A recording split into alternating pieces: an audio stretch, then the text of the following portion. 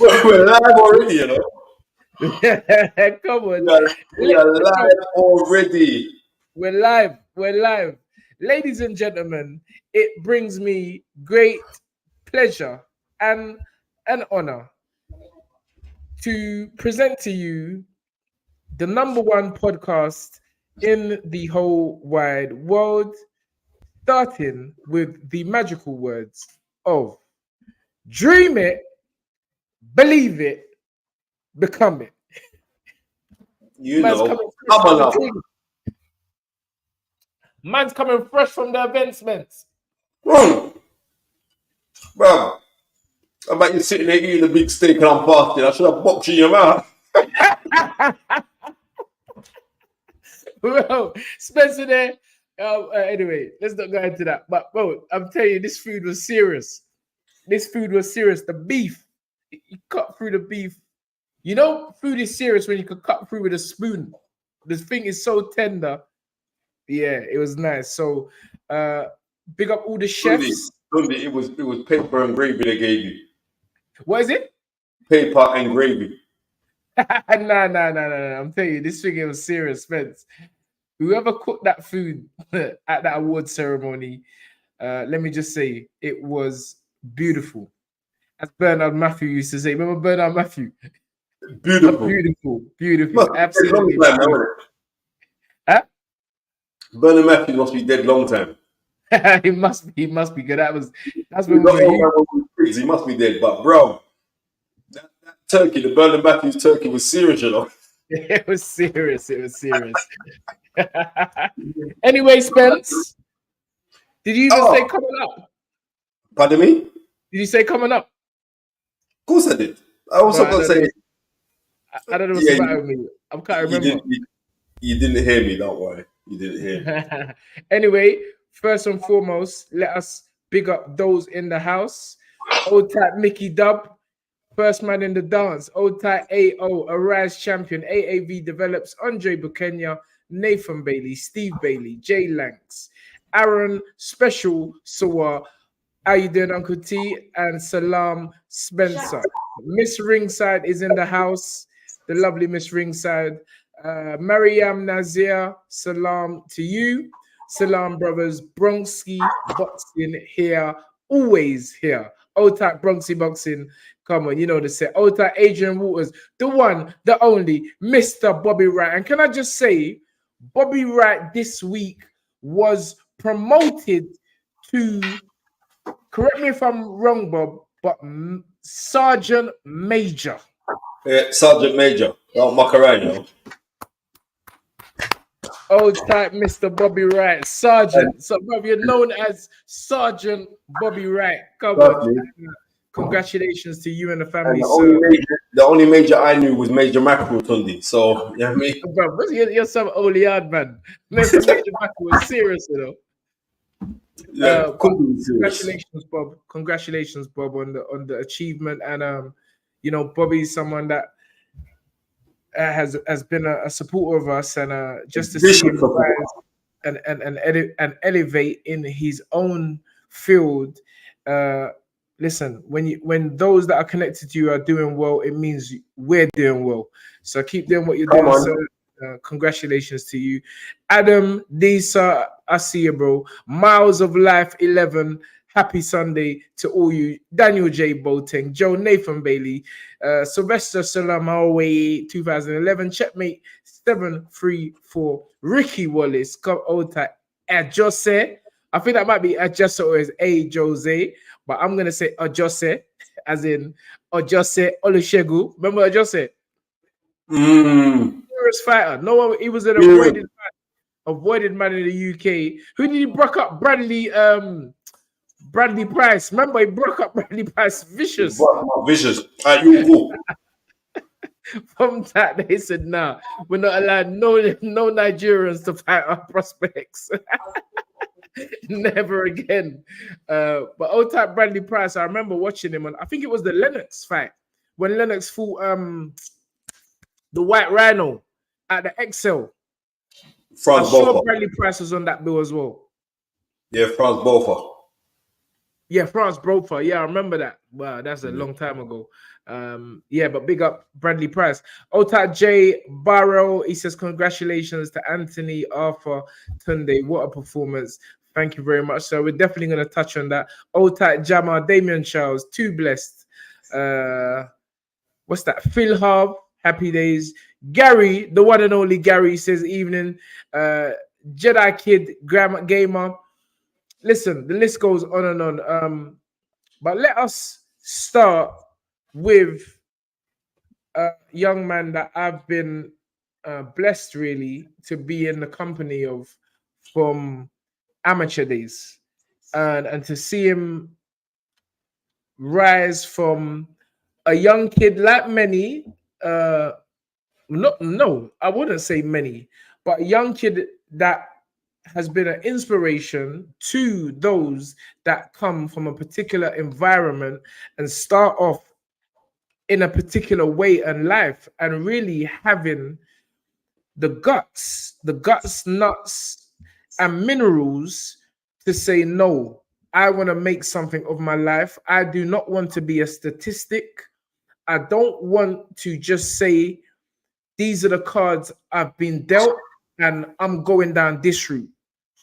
And I feel Anthony's a role model. I know maybe he might not like me using that word, but he is definitely an inspiration to many young people, young boys, black, white, Chinese, Asians that are brought up in the inner cities and anywhere really. You know, I think we got to even get past saying inner cities, because there's always problem areas everywhere on the planet Earth. So for him to just pick himself up and say, look, I'm choosing as on just last week I went to the O2, watched the film, and there was a group of boxers. And I remembered the brother, and I said to him that it's so funny because I was talking about you yesterday, because Anthony gave a speech very years ago when they were first starting up their organization. And I remember Anthony speaking to the young kids and saying to them, look, I'm going to all task you with one thing. Pick one thing that you want to do with your lives and stick to it.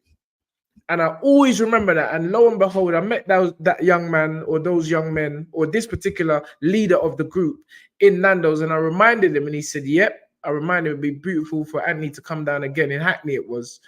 But yeah, going back to what I was saying, you know, it's really been a blessing to watch me see this young man rise from nothing. I've said it many times on this show. I remember the days when, bro, man was out here rolling up to gyms. Man had a plastic sellotape on his key. Man never had no money to reprogram the car key. And Ant would sellotape the car key to push it in the ignition to start. Yeah, that's where man's coming from. And again, Spencer, I'll let you touch more on it, because I'm very biased, because I'm right there. But you have seen me and Ant work from the start, and I really like you to, you know, touch on how you see it. Go ahead, sir. It was really nice. The British Board of Awards, British Boxing Board of Control Awards, was really, really nice. It was really nice for all of the people that picked up their awards there today. The fact that they honoured loads of people in the past as well. That was, do you know what I mean? It was nice. But it was really nice, like, when Tunde said to me, oh yeah, are you going to the BBOC Awards? And I said, like, I'm not going nowhere, bro. He's like, no. We're up in the fight of the year category. I said, Tunde, you're gonna win it, you know. I said, Tunde, you're going to win that. Anti-Yard's gonna win that fight. Because as far as I'm concerned, there was no better fight. And we had some great fights of last year, but we've had no better fights than that. So that fight's gonna win it. So to go there, it was really nice at the brewery as well, yeah, I mean, it was lovely. It was lovely to see the turnout, but just to see, like, you lot getting your accolades, it's really nice, man. That means a lot to me. You know what I mean? Because I'm still waiting for my £500 20. So it's like soon come. So I'm just trying to say to you, it's like, it was, you know, fun again. It's like it was just so nice to see that, and not only that, but for knowing that it's just the beginning because there's bigger and better things to come.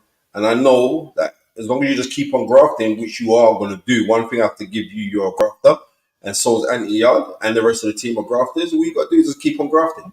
1 second, Tyler, what do you want? Where is it? My little girl, when being in her bed, about she wants to get her phone. Come on. About 8-year-old iPhone, But yeah, so it was nice. And all the other guys who won the award, like Fight of the Year, Lee Wood, I think that was the correct choice there. You know what I mean? That Lee Wood was Fight of the Year. Shane McGreen was Trainer of the Year. He's had a fantastic year. With Chris Bill and Smith.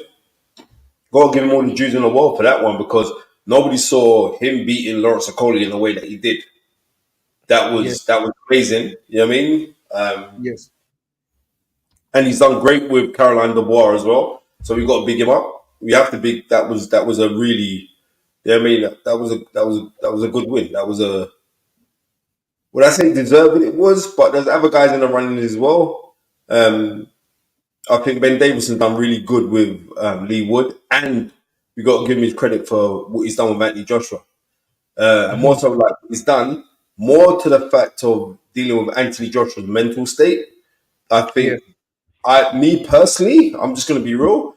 I thought that he was going to win it. I was like, yeah, he's going to get it. He's going to get it. But now that Shane McGuigan has got it, when I'm sitting there, I'm saying, well, he's had a great year as well. So, I can't knock no one's year.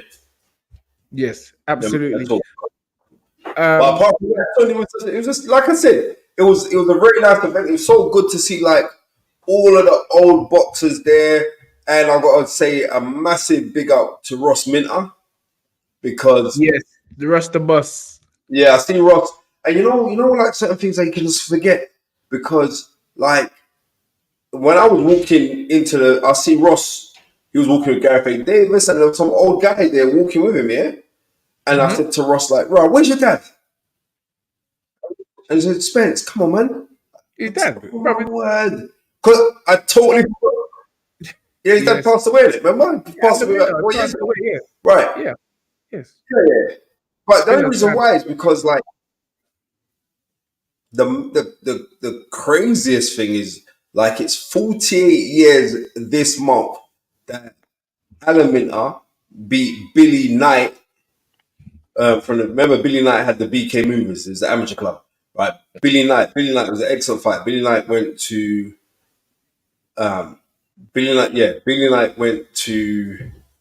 Commonwealth Games and won the gold medal. And he fought Billy Knight, and that'd be 48 years this year. I was telling Ross that he was like, bloody hell, Spade, you don't know knowledge, innit? I said, yeah, it's mad. Like the things I remember. How do you remember all this? I don't know. But nah, so it's nice to see all of them. Wayne Alexander down there. You know what I mean? Derek Williams. What? 1 second. What are you doing, Tyler? This is live TV, people. Sorry about this. My little girl, yeah? She come down there. What are you looking for? No, just look. Come and say hello to Uncle Tunde while you're here. Come on. Come and say hello to Uncle Tunde. No, Daddy. Right, good. No. Good. No, they only got their headscarf on. She's only 8, she's conscious. No, yeah, I'm just saying. So the whole thing was really nice. It was cool. That's it. Like, not only that, but to see so many people who actually watch the show. They're like, oh, I can't wait to go and watch you. You doing it tonight? I'm like, yeah, definitely, we're on. So yeah, man. So congratulations to Anthony Yard. Congratulations to Baba Tunde Ajayi for the hard work. James Cook, Big Ads, and the rest of the team. And you know what I mean? And Dream Believe Become It in that one. It's like, keep on doing what you're doing. I saw something on it, half past fashion. She said that we got to give a shout out to her son because she's actually plaiting his hair right now. So wait, half past fashion? Yeah, she's on it. She just said like she's plaiting her son. When you say half past was son, that means that she just had a child. Because last week, I swear, she was on there saying that she's plaiting the baby's hair when the baby was just born. She said, "Please do me a favor. Can you please shout out my son Raheem?" Oh yeah, I forgot. She's got a boy already. Yeah. Yes. Okay. I'm doing his hair and watching you guys on the TV. He's Come on. asked me who you are. I said his boxing uncles. Come Alhamdulillah. on. Raheem, we Hold got a tight, proper Raheem. I missed that comment, but hold tight, yeah. Raheem. Hope you're looking after mummy. Oh yeah. All right, cool. I got the comment. Please Yeah, do how me a old favor. is he? How old is he? Sis? How old is he? I'm not too sure. He's a small. I'm not too sure. But I'll read the comment again because I didn't see it, Spence. Please do me a favor. Can you please shout out my son Raheem as we are? Big up Raheem, big up Raheem. I'm doing his hair. I'm watching you guys on the TV. He asked me who you guys.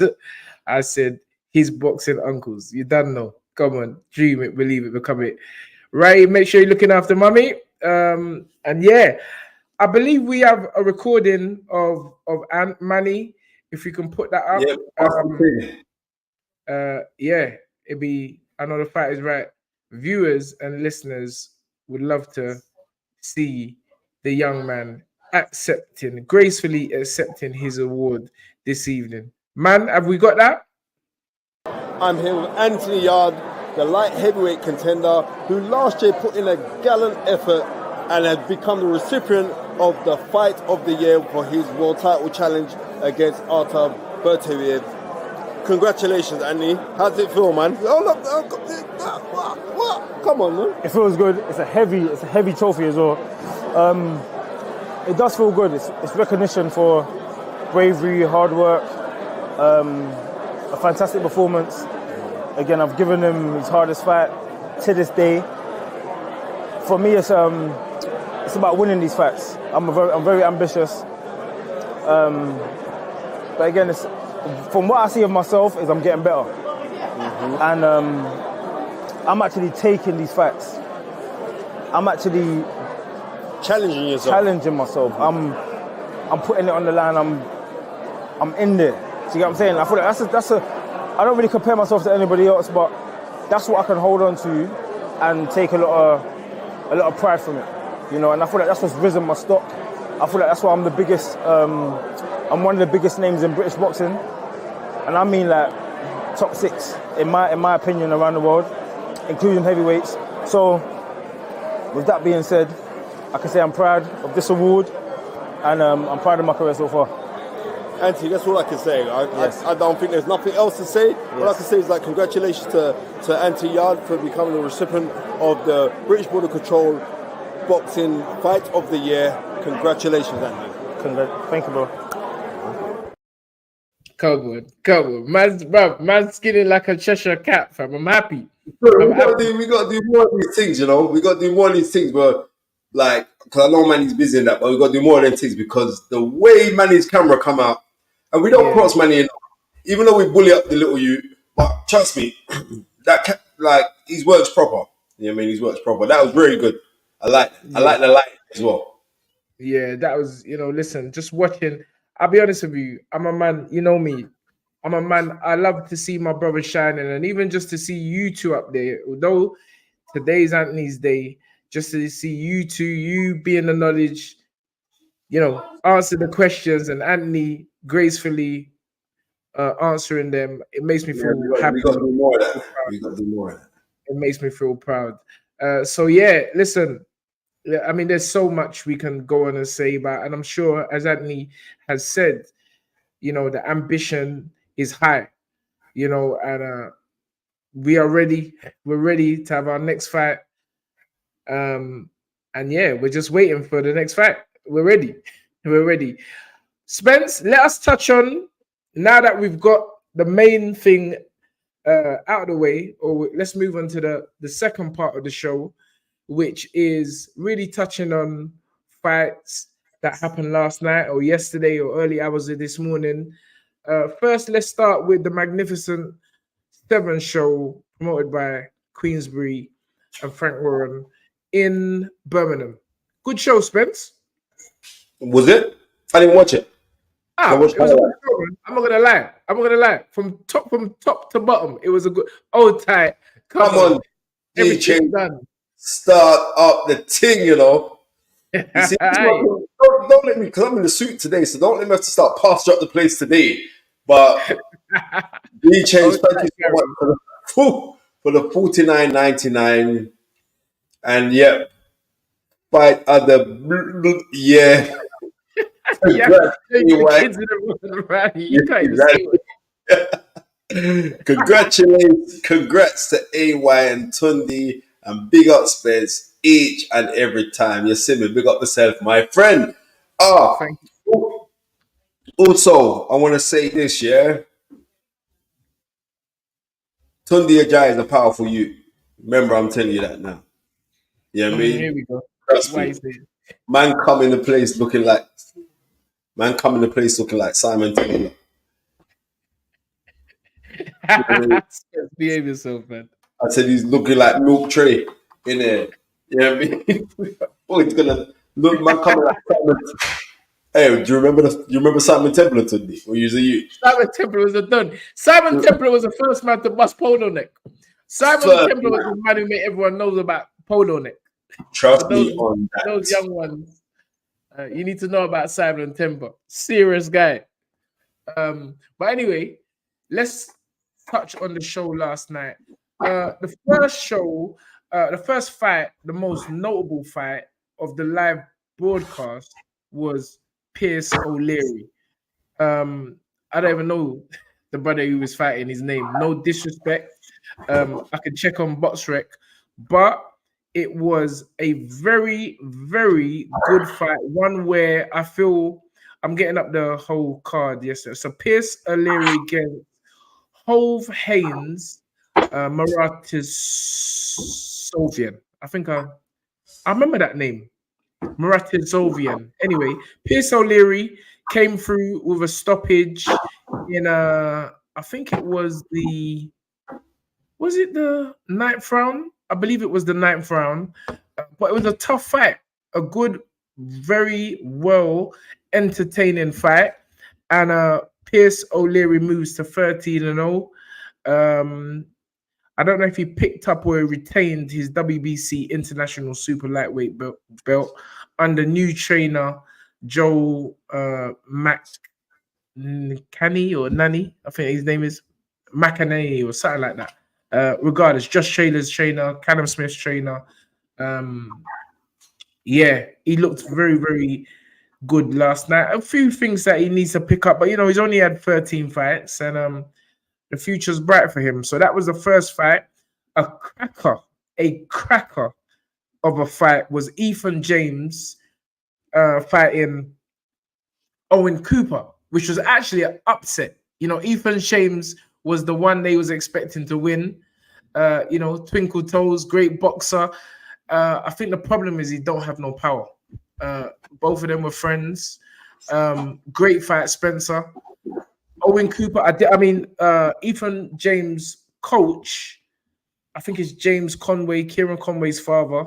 I actually tweeted after the fight, I said, maximum respect to the coach. Because you can hear Ethan in the corner saying, don't stop the fight.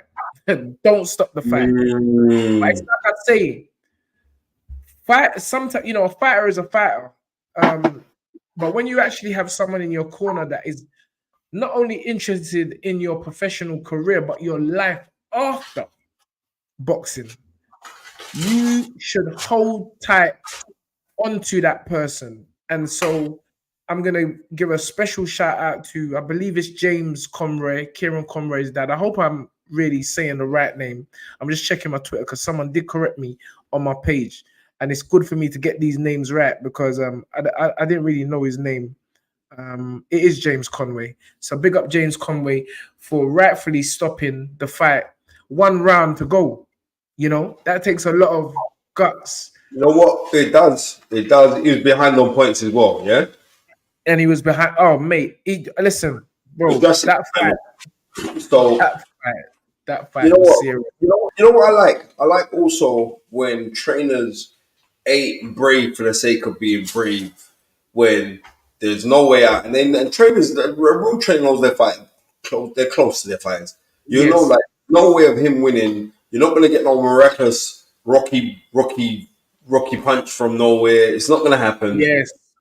You know what? Let's say, let me pull you out. So therefore, you got the satisfaction in your mind psychologically as a fighter.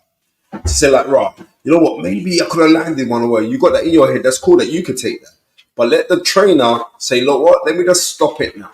So congratulations to the trainer. Big up that trainer. I like those kind of things. Yeah, 100%. James Conway. Also, like Ezra Taylor won. Ezra Taylor won the. I wasn't vacant because it was a new belt. It's like the belt just got made up. What was it? The Commonwealth made in the back garden, silver title. Yeah, the Commonwealth Silver Light Heavyweight title. But as I said to you at the award ceremony today, I really do like Ezra. Very, very humble, respectable, you know, ambitious as well. And congratulations to him and his team for picking up the new Commonwealth Silver Light Heavyweight title. His first title after only 8 fights. 8 fights. That's good, I Spence. like Ezra. You know what I mean? He's a as well. It's like Costa's his manager, right? Yes, I believe so. Yeah. And he frequents Costa's church regular. I like that. I like those kind of things. Bro, guy's got a little bit of a different angle. You know what I mean? He's happy with his missus and his kid and that. You know what I mean? I like Ezra. He's a good youth. He's a cool youth. You know what I mean? Yeah, I respect him. I respect him. Very, very humble. He's finding himself as well. I like that. That he's finding himself. It's all good, man. It's all good. Yeah, and as I say, he's ambitious. He wants to be a champion, a world champion. You know, I like guys or fighters that are very self-critical. I know that sometimes that may be a bit negative. Sometimes I've seen fighters in the past that's over self-critical with themselves. Do you understand? But he's real. You know, he's not gonna just be told something and he's just gonna agree with it. So, and that's to me the sign of someone that really wants to go far in the sport. So, well done to Ezra Taylor for picking up the Commonwealth Silver Light Heavyweight title, which actually, in theory, puts him in line for the full Commonwealth title held by Joshua Buatsi. But we all know that's a fight that gonna happen. That's not gonna happen. He says 8 fights. There are fights there for him. They ain't gonna be looking to say you're running down Joshua Buatsi. That'd be pointless and very ludicrous for him to say that he wants to fight Joshua Buatsi. Well, that's not me taking up and going for Ezra. But in time when he grows, you know what I mean, I think he's a very, very good talent. I've known him from the jump before he, you know what I mean, I've known him from the jump. So, and I wish him nothing but the best. You know what I mean, nice kid. I got a day for him. But then, the top of the bill yesterday, Tunde. Say again? The top of the bill yesterday on the Magnificent Seven. Did what? The top of the bill on the Magnificent Seven. No. But we still have to talk about Dennis McCann. The menace. Oh, sorry. Yeah, pick up Dennis McCann. Sorry, Ton. Sorry. Dennis McCann's a serious you. I like Dennis. Dennis is a serious you. He's very confident. He's young. You know, was in a tough fight with Bellotti the fight before. You know, the fight ended in, I think, a draw. But he's not afraid to challenge himself. And, you know, Brad Strand, at this stage, that was a good, was supposedly 50-50 fight. I was quite surprised. I'm going to be honest with you. I was quite surprised how easy, I'm just cool that easy that Dennis made it look. And well done to the young man. He moves forward. You know, now the British super bantamweight champion, the Commonwealth champion at super bantam, and last night again picking up or retaining the WBO Intercontinental Super Bantamweight. So 3 belts. Well, the guy's got 3 belts as a young man. So old track Dennis McCann, one of my favorite young fighters. Keep doing what you're doing, young man. Again, Zach Parker took on former world champion Tyrone Zeus and had an early scare, you know, being dropped heavily in the second round, but eventually boxing his way to a 10-round super middleweight contest. I don't think Zoo actually took it serious. He come in heavy. He was more a light heavyweight than a super middleweight. And I think that showed as the fight going. But he was very dangerous with his right hand. He's only lost 1 fight, and that was against Rocky Feldon. So he done well. Well done to Zach Parker for winning that fight. And he moves on. Maybe some big fights down for for him down the line.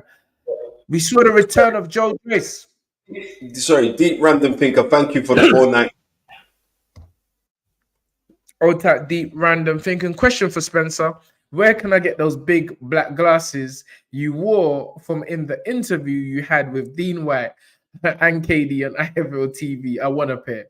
Hey, that's your Tom Ford's, isn't it? Tom Ford, yeah. I've got quite a few pairs of them, so yeah. They're Tom Fords, mate. So just go on the website, Tom Fords. Yeah, I mean, I think you get them for like, I don't know, about 300 quid. But yeah, they're Tom Fords, mate. People saying, what? £300, they paid off £300 for no glasses. That's what people say right now. I can hear them. This is a working man's channel, you know. The fight is right. But anyway, again, moving on. We saw the return of Joyce last night against finally stopping a really unambitious. I'm just, you know, from my perspective, Cash Ali didn't really come to rock it out, which I thought he was. He was in the best shape of his career. Why did that, Tunde? Why would you think that? Well, you listen, Joe's coming off of two heavy knockouts. Yeah, well, one's a stoppage, one's a heavy knockout. If you're gonna beat a man, if you have any, you know, ambitions of beating someone, that's the time to go for it. I hear you. And I feel that Cash Ali, he knew he was going into the lines. Then he knew that there was no one really thinking he was gonna win. I'm like, bro, just rock it out. Roadman science. He should have. This is what I'm trying to say. Sometimes the coach has just got to tell a man, bro, just rock it out. Don't, and listen, this ain't no twinkle toes dancing around the place kind of fight. Let's just fight. And yeah, you need that drive. Even if he hasn't in previous fights shown that. You've got somebody in the camp. A Spencer Fearon's got to be in the camp. Ade Oliyinka's got to be in the camp. Tunde's got to be there to say, bro, come on, man. This ain't no university sit-down A-level or university degree exam. We just got to rock it. And that's what I was hoping and expecting last night. And From this who? man is just running around the place. Running around the place like... Remember the cartoons you used to watch? Roadrunner. Remember cartoons? Yeah. Tunde, why would anybody have the audaciousness to think that Cash Ali is going to do anything different but revert to type? I'm going to be real with you. Right? No, Tunde, listen to me. I know man that know Cash really well. But because I watched the fight. I watched the fight this morning. I only watched highlights of the fight. And a lot of people were being very, very critical of Cash Ali's corner work. His corner guys. Okay. I mean, I know Richard Towers, so I'm not going to say nothing bad about him. Yes. Big thank you. Even look at that. As I mentioned it, Bobby knows this thing, yeah? What did you think? Thank you again, Bobby, for the $4.99. What did you think of the advice of Cash Ali's corner? Right. What was the advice? Because I was falling asleep. I'll be honest with you. I thank you, Joyce, for making me fall asleep and miss the main event. I had to go back and watch it this morning. Because, bro, it's not even Joe's fault. It's not even Joe's fault. But go on, what was the advice from the corner? So I don't know what the advice was, yeah? But a lot of people have been saying, like, it was very poor. But, these are not my words. You know what I mean? These are the words of Dominic Ingle. Yeah, okay. The advice was someone in the corner said, fight him, you. Bro, if I heard that, I would have thrown my laptop on the floor laughing if I heard that. My man said that's disrespectful advice from his corner. Right, listen to me. This is what I'm trying to say to you, yeah? Tony, this is what I'm going to try and say to you. And big up Richard Towers, but Richard Towers has just come into the game, right? On the training. You can't say that, Spence. Sorry, let me just cut you there. You can't really say Richard Towers just coming to the game. He's in the training aspect. Sometimes, Spence. He's a student of Brendan Ingle, which I feel must count for. I mean, you yourself, I heard you in an interview, and I'm always watching your interviews, even though you think I don't watch your interviews. I watch all of your interviews. That's good. I don't watch yours. I know you don't watch man. You know, bro. Let me start. To watch them. But I watch your interviews, and I heard you even saying that the Brendan Ingle team, and they really don't get the respect they deserve. So what I'm saying is that the corner man, remind me of the name again, please, Spence. His corner. Richard Towers, former professional fighter as well. Was a disciple of Brendan Ingle, and he's learned a lot of tricks of the trade and valuable advice and wisdom from Brendan. And I feel that already puts him in a good position as a trainer. So I can't really say he just come into the game and he don't really know what he's doing. He knows what he's doing, fam. Go on anyway, Spence. Well, Ton, like I said to you already. Someone's agreeing with you, though. Someone actually agreed with you. Yeah, okay. Exactly. Richard Howard says, you are effing terrible. And Richard also said, even I'd beat Joe. He said, bro, no. You can't be saying that in the corner. Come on, Richard. I may blind your praises, but nah. Come on. That's not the kind of I'm saying that a man needs. Tunde, listen, man, you don't come into it and say, well, you must know this and that. Bro, yes. Tunde, remember I remember the first time I ever worked to someone's corner, I was nervous too. We was nervous. The first time I worked to someone's professional corner, Tunde, I was nervous. Yes. Right? And no one can't tell me like, you're going in there, the first time you're working with someone, and you're doing it on a big stage where it's on BT, which is now TNT. You're on a big stage and you're there, and you're also, and this is a thing, and please forgive me, Cash Ali, because I'm not saying it to be derogatory about you, but I know guys that know you in the gym, and you're that guy that can do it in the gym, but then something doesn't click with you when it comes fight time. I saw it famously where you tried to be Cash Dracula, where you fought David Price. Do you remember that?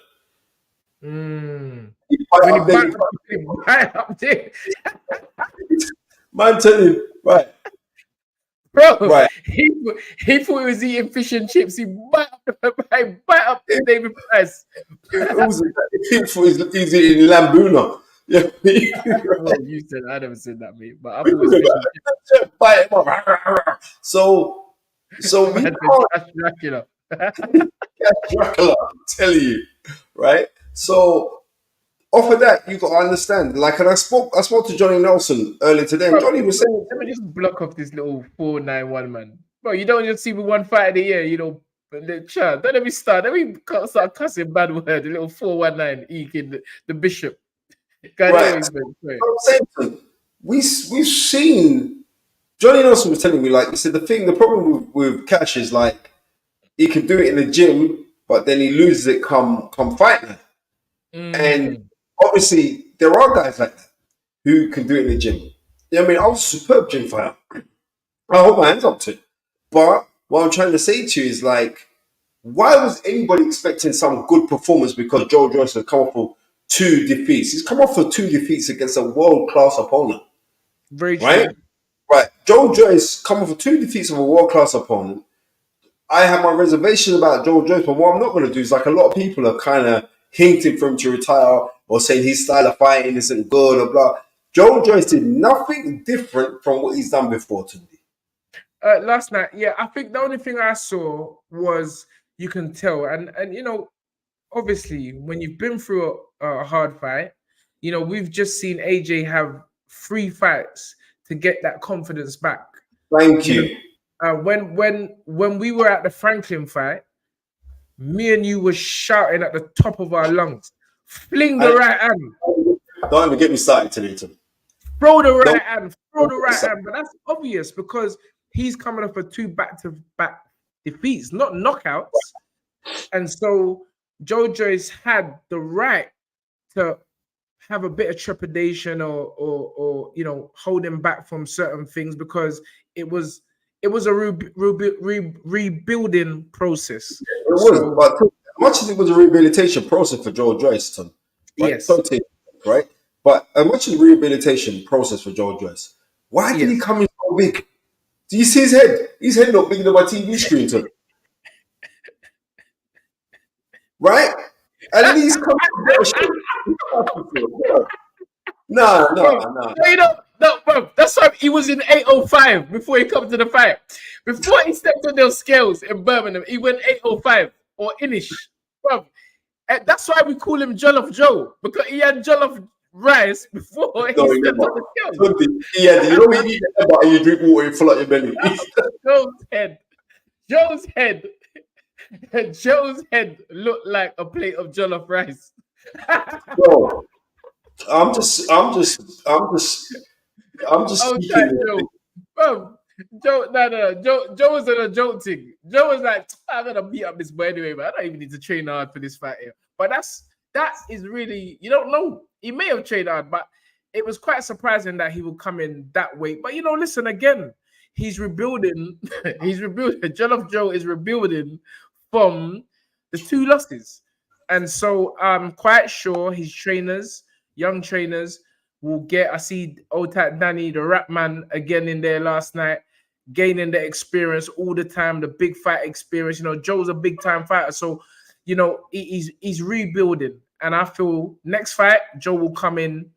Now that he's got that confidence back, back to stopping people, he can get another one of them. I would like to see Joe have another one of those type fights at that level too. And then, boom, let's get back in there with Parker. Parker's on a roll. I think that'd be a good fight. Or even a rematch with the Bois. You know thank what? you, Zad, for the $9.99. Yeah, thank you. Blessings, sister. Go on to read it. Come on. Old time Miss Ringside, thank you for the $9.99. She says, congratulations to AY and Tunde. It was 100%. Where's Spence gone? He's locked up. He must be there cussing the little girl. It was 100% the fight of the year. The best fight I went to in 2023. May you both achieve more. Looking forward to AY's next fight. Big up, Spencer.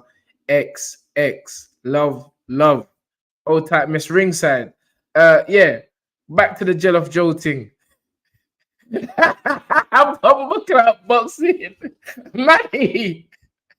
Uppercut Boxing said Jollof Joe had Jollof as his pre-workout, pre-weigh-in, and pre-fight.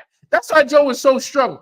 He wasn't as sharp as what we've known Joe, but he was still strong because the Jollof rice from 805 and Oak Kent Road was working. It was in full effect. I go to that Bumbleclot Boxing. Ricky Wallace. What's Ricky Wallace? He looked like he be having loaves of bread. No, what's the Nigerian bread? What's the agege bread? Agege. Joe was eating agege bread. Joe was eating agege bread before he walked in the ring. That's the disrespect what he had for Cash Ali. He said, bro, I eat agege bread. I will eat jollof rice, pounded, and assorted meat, and still broke up this bread. Sorry. What's the name of the meat? Say that again. What's the name of the meat? No, the meat is assorted. Assorted. It's not called assorted. Assorted is. I know. Nigerians, we say proper. That is a proper mix of food when you're eating that. But no. In assorted meat, you get beef, chicken, fish. Assorted meat, you get fish. It's a mixed grill to me. You get shaki. Shaki is the mad meat. Shaki is the one when you bite it in certain restaurants, you'll be fighting the meat. You'll be fighting. So what you're trying to say is it's not like the meat that we had today. Oh my goodness! Oh man, that meat was different. But yeah, everyone who knows about a shaki, yeah, everyone knows about a shaki. That meat is mad. Anyway, yeah. So going back to what we were saying, Revelation TV says the intestine, bro. You know what's going on. Going back to what we were saying about Joe, how do you see Joe in terms of performance-wise? And yes, we know.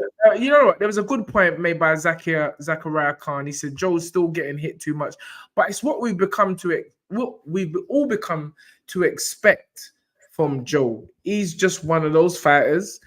You know, it will take one to give four. That's just Joe. Rowan just said, yeah, dog as well, Tunde. In your sorted meat. No. You disrespected the man, them. You trying to say Nigerians eat dog? No, that's not us, mate. Yeah, man, you let them dog. I've seen it. Don't watch those videos. I've seen Man, it. it's more you people. Your Tunde, crew that eat dog. Tunde, listen to me, yeah. Hold on. I seen man. I'm gonna send you the video. I saw I sent you the video. But then I said, they nab it. Anyway, let's try to keep it. Let's try to keep it. You're a joker. You got them dogs, sir. But me, I ain't never seen no Nigerian man eat dog. They're more trying to sell the dog.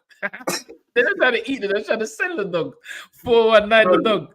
Anyway, Spence, let's keep it professional. What are we saying about Joe Joyce? I want your honest opinion. How he looked. My honest opinion. Yes. All right.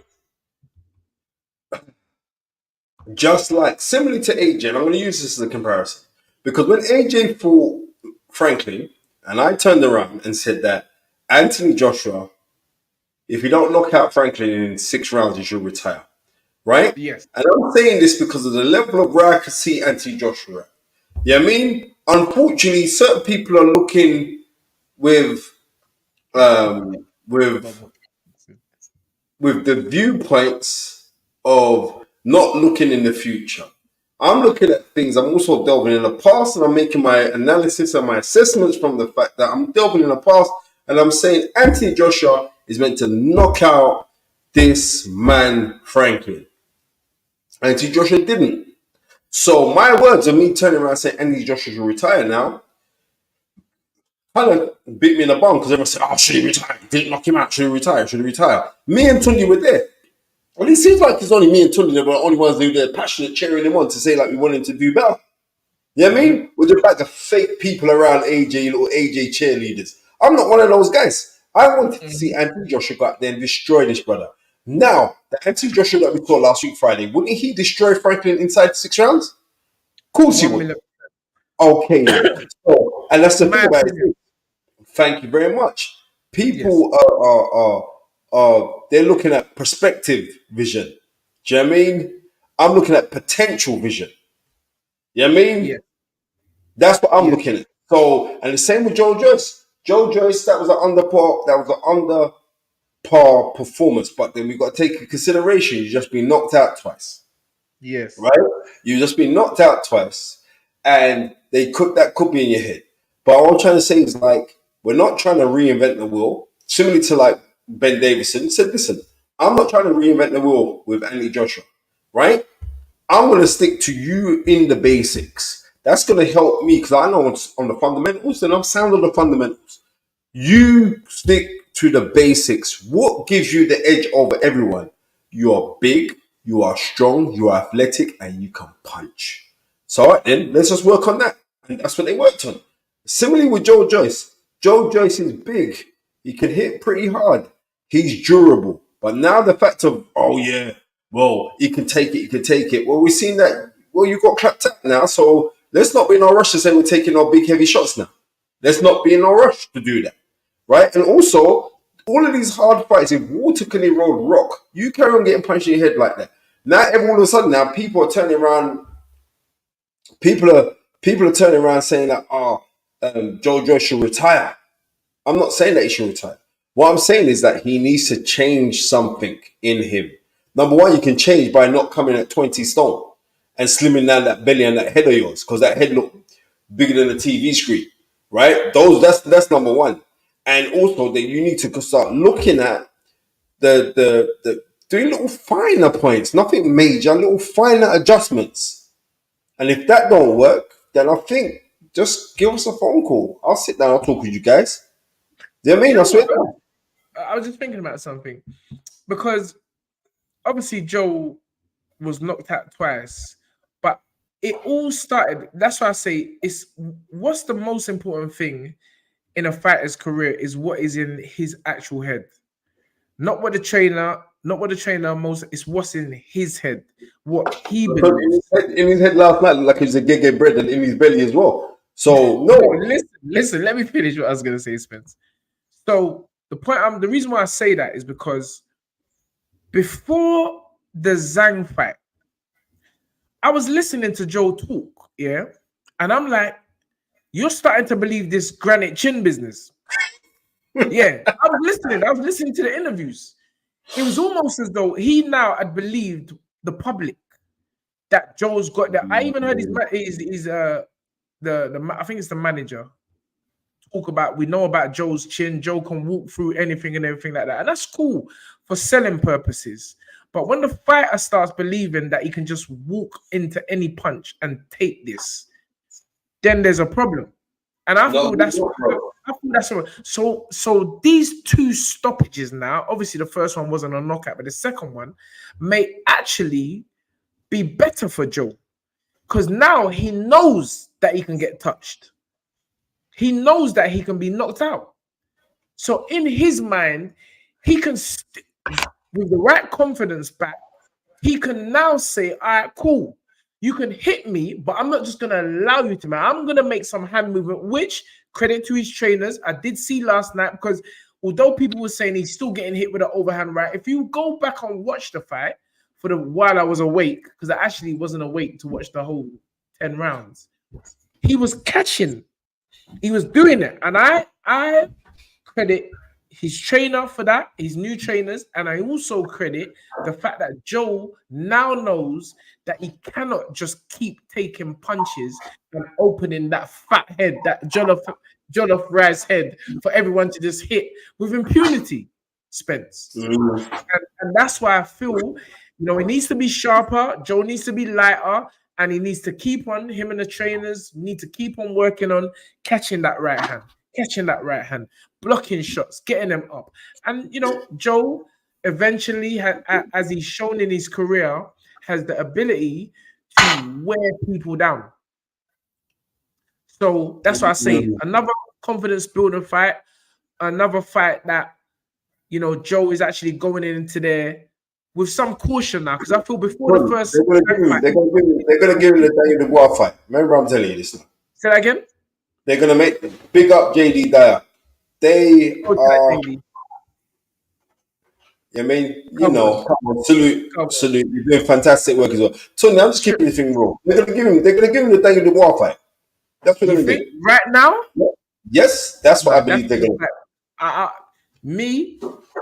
I'm not his manager, but I'm telling you, and I know a lot of the promoters might not like me, but I'm like, bro, I'm just telling the man straight. You need another fight, Joe. You need another fight. You need another warm-up, another confidence builder fight. And that fight doesn't have to be about money. I don't know what they're paying you, but it doesn't have to be about money. It needs to be about it needs to be about rehabilitation. And then we're ready. Joyce v Joseph Parker, Joyce v even Dylan White back in the game. That's a fight I don't mind seeing. Dylan's fighting right now. I don't know what channel he's on. I don't know. We should have done a watch along for it. But Dylan's fighting right now. Yeah, so providing Dylan wins tonight, that's another fight that I would like to see. Joyce against Deontay Wilder.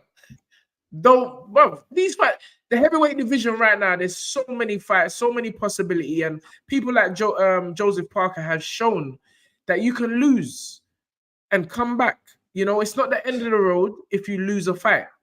You can rebuild and dream it, believe it, become it, and keep on working. And let's hope the penny drops in the right place and you're back in there. So there's definitely a lot of fights out there for him, and I feel that now that the granite chin has been exposed to some degree, he can move on with his career. So I wish Joe all the best.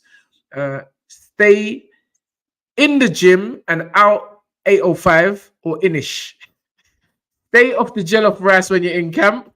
Stay off the egusi, the pounded, the assorted meat, the shaki. None of that. You need to eat leaves, vegetables, and eggs. That's it, Joe. And drink water, and you're good. Otai JD Dyer again. You're saying big up the best podcast in the game, but I'm saying big up to me, the best ringside commentator in the game right now. The youngest, the freshest, the most articulate, and really a breath of fresh air to how presenting should be or presenting should go. Yeah, big up Jay. The man. He's the man. Come on. He's the man. Anyway, moving up. Oh, thank you, Visions, for the $4.99. He said, let's get it right. It's Benachin, not Jollof from Gambia. Okay, so we're starting the Gambia versus Nigeria thing then, yeah? Cool. Nah, bro, I'm gonna say it for life. You cannot test Nigerian Jollof. It's the one. But man told me about the Gambian Jollof already in those places. I'm not gonna lie. People saying that Gambian Jollof is different. No, it's serious. It's serious. It's serious. Different. It's serious. I need to sample it. So anyone who knows of any Gambian restaurants in the London area, yeah. Furthermore, I'm gonna go Google up a Gambian restaurant. We got to go there and the fight is right. I'm there. That's what we need to do. We got to start doing the fight is right on the road in some restaurants. Yeah. You know what? That's a good idea, you know, Spence. That is a good idea. Yeah. That's a good. Gary Shakes again. Especially for the Jollof thing. Again?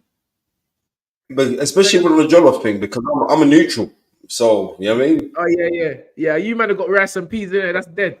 Yeah, but rice and peas is dead. Bro, I saw Gets on one thing saying that, bro, he's a Jamaican and he's saying rice and peas cannot test jollof rice. And bro, he knows what time it is. Listen to me. Son, I'm going to tell you now, I agree with you. I'm not going to turn around and say that. It can't. Rice and peas can't test jollof. Yes. Thank you, sir. Thank you. Right? I'm saying it now. But I want man to realize this part, yeah? You man yam the rice and peas with the stewed chicken juice regular. I don't want to hear no talk with the oxtail. with the oxtail. Danny, yummy. Big up Fight Fan Live. I mean, he knows what time it is. You lot nyam our thing regular, so I don't want to hear no talk. Hey, the fact is right. The 900 people in this thing now. You hear the separation from Spencer's mouth. You man. Hear what he's saying? You man eat rice. That's separation. Separation. Rice and peas dead. Rice and peas ain't dead. You can't go in your fridge and eat rice and peas. Just like that. But you can go in your fridge, draw for jollof, and you're good. Ton, you're not listening to what I'm saying to you, yeah? Rice and peas, yeah? Has to have the gravy, right? Has to have the gravy, right? Yeah. And Tunde is a man that will go in big boy ballers and want the oxtail. Next thing as well, yeah? Man don't understand how serious oxtail is, you know? Oxtail is serious. And I know they're lying to us because Tunde... Where does the oxtail even come from? Bro, how many oxtails is he running down Bricks and Market? I ain't never seen one yet. It's not, they must be selling us cow toe, but on business, the price of oxtail. What is the oxtail? I don't know what oxtail is. It tastes nice though, I'm not going to lie. The price of oxtail is going up exponentially, bro. I just want to know that. I just realize that part. Oh my goodness gracious. Tell me about it. Anyway. You can't buy about oxtail just like that. We're talking about the food thing too much now. You can tell that bro, this is a food show. We're going to do the food is right. Not the fight is right. The food is right. Yeah, the food is right. I'm going to come with a little talk back. Like they want to try and come to this. But I'm not going to lie to you, yeah? Jollof rice, and I'm not separating on this Ghanaian and Nigerian, yeah? Ghanaian jollof rice, I'm speaking as a neutral, is very bitty. You know what I mean? Jollof rice is dead. No. It's very bitty. It's very bitty. It's dry. Listen, I'm with a Ghanaian every single day, and I'm telling you, Ghanaian jollof rice is dead. It's like Rice Krispies softened. It's dead, bro. There's nothing in it. JD Dyer. I'm telling you, as Eddie, the viral Ghanaian man right now, it's effing shit. That's why, bro. He's blowing. Eddie's gone clear. That guy is gone clear. And the health advice, what he's actually giving. Nice, superb. is correct. It's correct.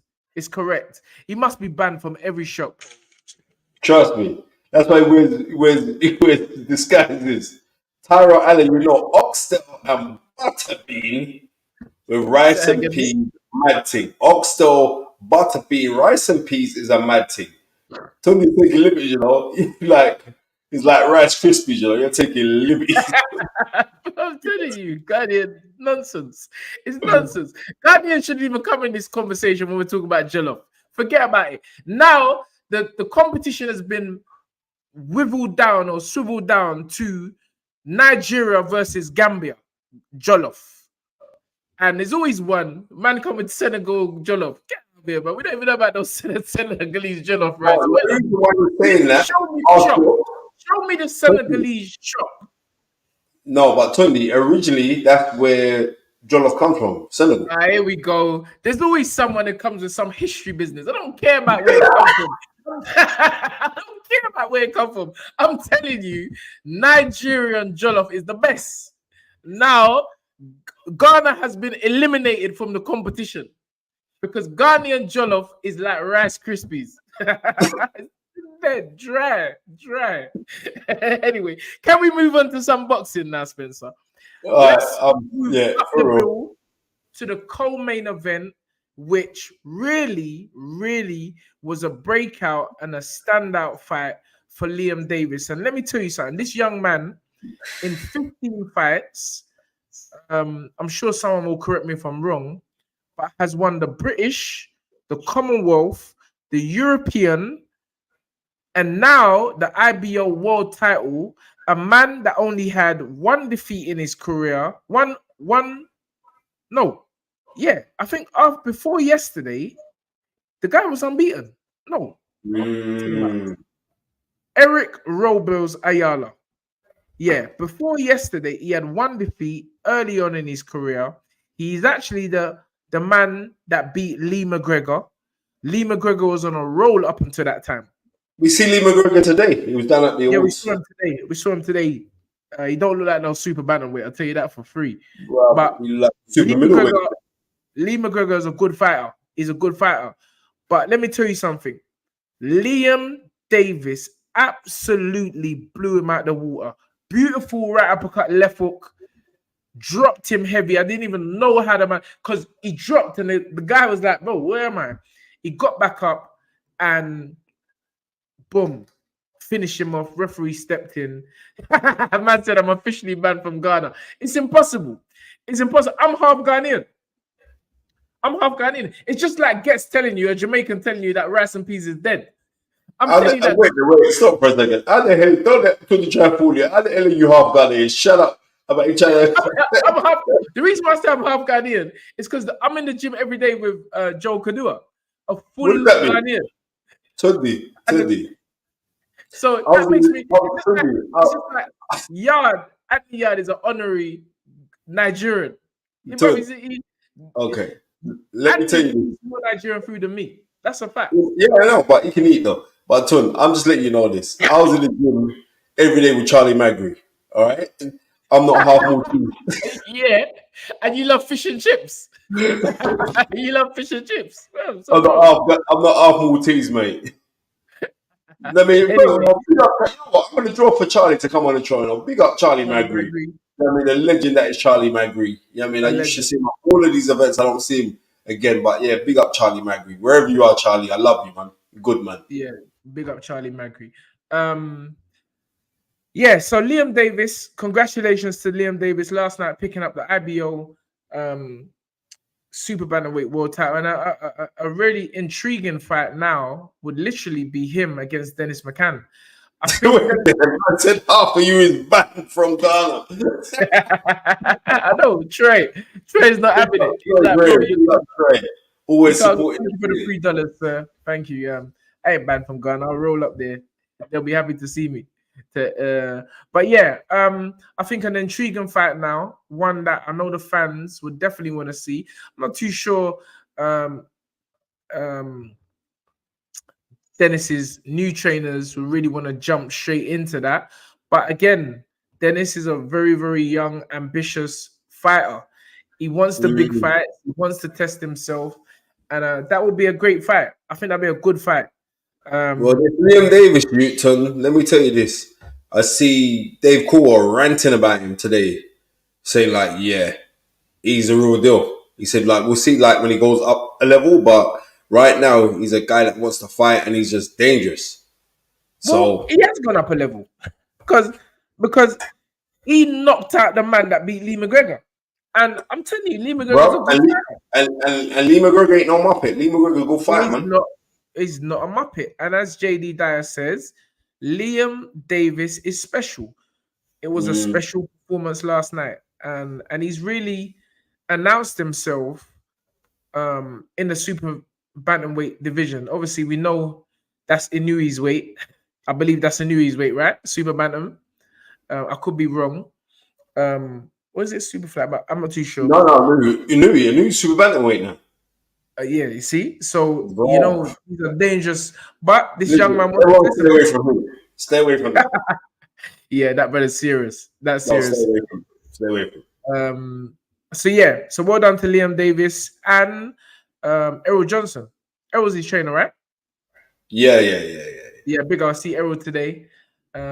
He was up for Trainer of the Year. Trainer of the Year. I actually thought they was going to give it to...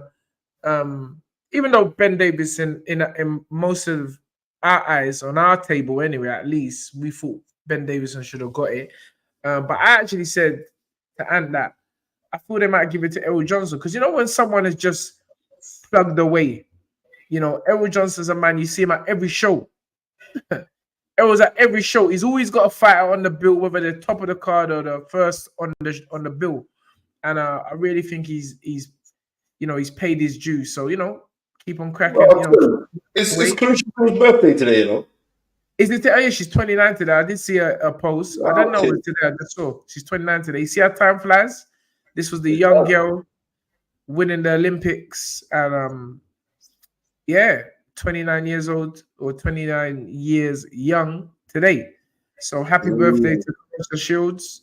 Wishing you many more happy days and nights.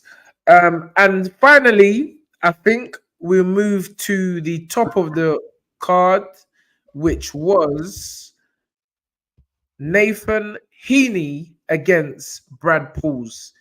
And this was a good fight, Spence. It was a good fight. It, you know, obviously it ended in a draw. It was back and forth. I think I read something from Steve Goodwin today. I didn't actually see the fight. I started watching it before we left to go to the awards. I'm going to finish it. But I did see something from Steve Goodwin talking about the gum shield and it being allowed in, 3 times or something like that. I don't know. Did you see the fight, Spence? I didn't see it, son. Bobby Wright assures us it was a good fight. And a lot of people are talking about it. That's why I'm going to watch it after the show. But well done. Let me tell you something. It was only a few hours ago, this brother, Nathan Heeney, this young man, Nathan Heeney, was in a toe-to-toe battle. But guess what?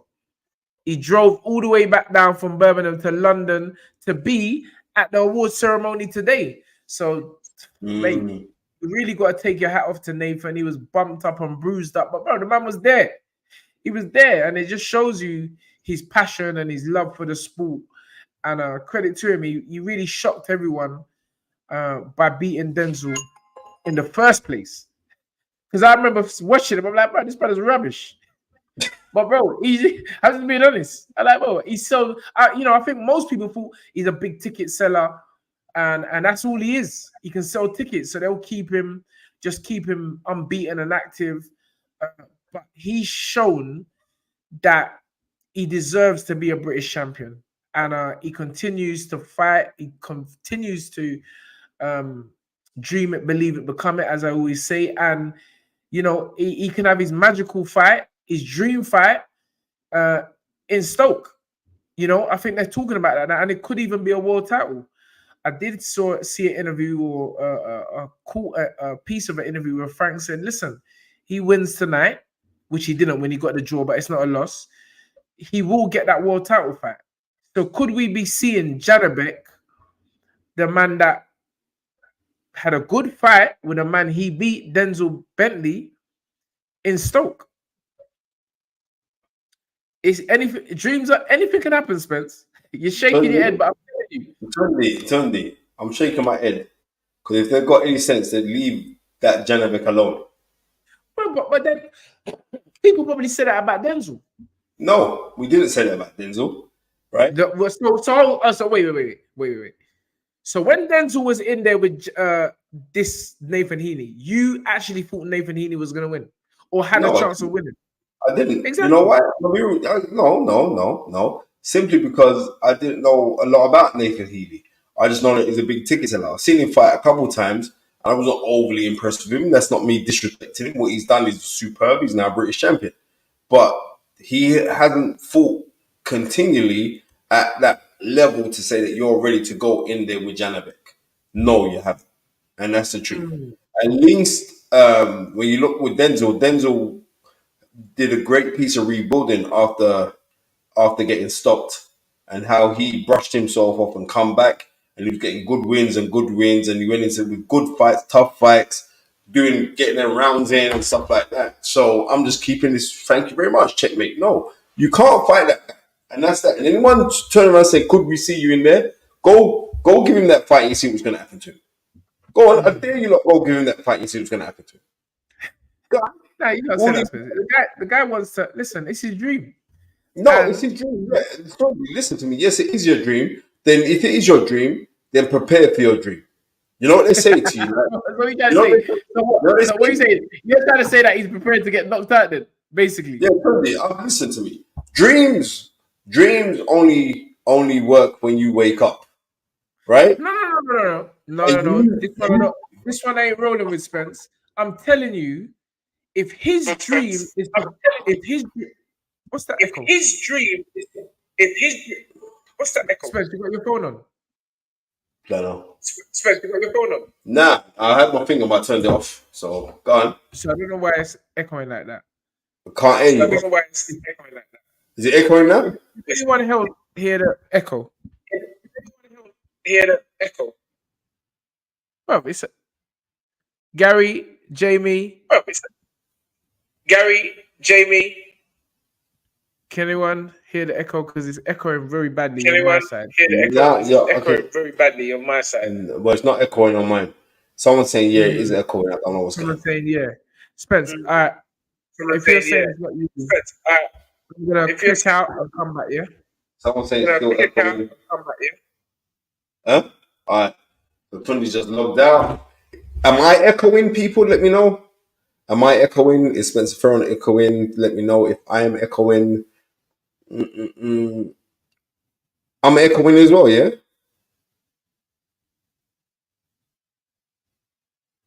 5-second echo. Nah, I'm not echoing. All right, cool. Thank you very much, Edna. So, no echo. I'm good. That's actually Tunde's one. Tunde's got some big electric thing in his house. I don't know why he's trying to show off himself. But yeah, what I'm saying, and then Tunde's going to jump back in, right? But what I'm saying is this. Yes, Tunde. Yes, can you hear me? Hello? Yes, can you hear me? Yeah, I can hear you. Is there any echo now on Tunde's mic? It's still echoing. It's your microphone, man. Check mic check. Now they're saying that you're not echoing. People saying you're not echoing. They're saying you're not echoing. Oh, it's echoing on my side. Bobby Wright said it's still echoing. It's echoing on my side. Your mic's echoing. Where's Manny now when you need him? Have you got your phone there? Where's Manny now when you need him? No, I ain't got my phone. Yeah, man saying unplug it. Kurt saying unplug it and then plug it back in.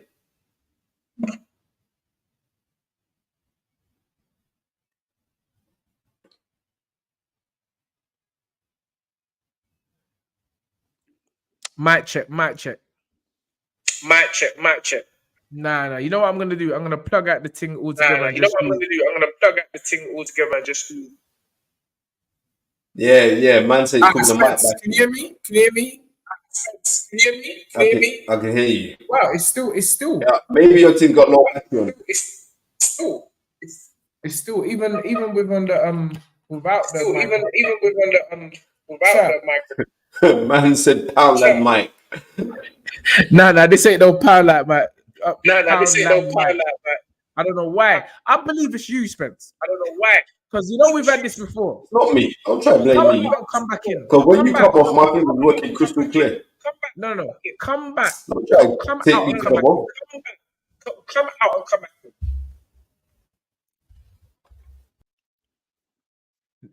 Mic check. I told you that it's Spencer. I told you that it's Spencer, bro. I know this thing so well, you know. I know, and I'm telling you, the fight is right. I'm telling you, Spencer has got his phone on, because you know Spencer always tries to play smart. He's always trying to phone somebody. Bro, you know when you just know someone so well. You know when you know someone so well, Leah. You know when you know someone so well.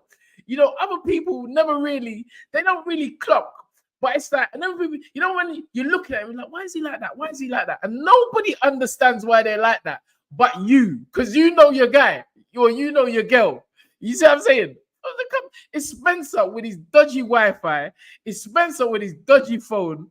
It's Spencer with his phone that makes multiple calls overseas every day. It's Spencer. Now he's come back. There's no echo. I told you that it's this move. Hello, Spencer. How you doing, sir? I was trying to phone Crucial Shields just to wish her happy birthday. What did I tell you? This little General, Spencer Fearon, making me think it was me. I know it was you. Echo, the Bishop, get out of here, man. You know, fraud stuff. Sure, come on for the thing, man. Let me block you again. I know you're gonna come back quickly, but I'm gonna keep blocking you. Anyway, Spencer, let us go back to our original conversation, which was. You can't say that, Spencer, because the man has dreamt. His dream was or is to fight at the Stoke Stadium. That's his dream. Yeah, right. And not now, though. Not now. What do you mean not now? Why? Well, hold on. Okay, so what do you do? So let me put it like this. He won on points yesterday, didn't it? There was a draw. It was a draw. Okay, sorry. It was a draw. Even more so. So you had a draw against his brother. Who's his brother that he just boxed? Brad Paul. Brad Paul. But let me tell you something. Is Brad Paul rated in the top 15 in the world? No, that's not. This is not. You've missed the point. No, Spence. I haven't missed no point. What I'm saying, you've missed the point totally, because what I'm saying is Brad Paul's is not Nathan Heaney's dream. His dream is to fight for the world title or a massive fight at the Stoke Stadium. I'm not knocking Nathan Heaney for that, right? And that's his dream. Before he beat Denzel, were they not saying that after this fight, Denzel could be getting another shot at the world title? Tunde, Denzel is proven world-class fighter. Yes. So right? He beat the proven world-class. But he beat the proven world-class fighter. Yes. He beat, listen to me. He beat the world-class fighter in Denzel. Yeah. Right? He's still not prepared to fight a world-class fighter. But he's not prepared. Bro, you don't hear the man say that he's ready to fight for. Bro, the guy wants to. I'm not knocking him. I rate his accomplishments. He just had a draw yesterday. It don't matter. His dream is to fight. He just got it. Listen to me. He just had a draw yesterday with a man that's not a world-class fighter. Yeah, but he beat a man that went in the ring with a world-class fighter and gave a good account. Okay, all right, and he gave a good account. But did Denzel Bentley win? No, he didn't. He didn't. Okay. So what would make you think that Nathan? Right. So let me get this right. So you're saying that Denzel is good enough to fight Janabek, but now Nathan Heaney has beaten Denzel. He's not good enough to fight Janabek? Is that what you're telling me? That's exactly what I'm saying to you. But no, that's exactly what I'm saying to you. Bro, he's not good enough. He's not good enough to fight those Janabek, right? And no, About no, and I'm not knocking him because I'm not against the brother. No. No way. He would get broke up, Tunde. And anyone who's giving him Killing a that, man's dream. Tunde, he would get. Killing a man's dreams. And what? You're just killing his dreams, bro. Brother.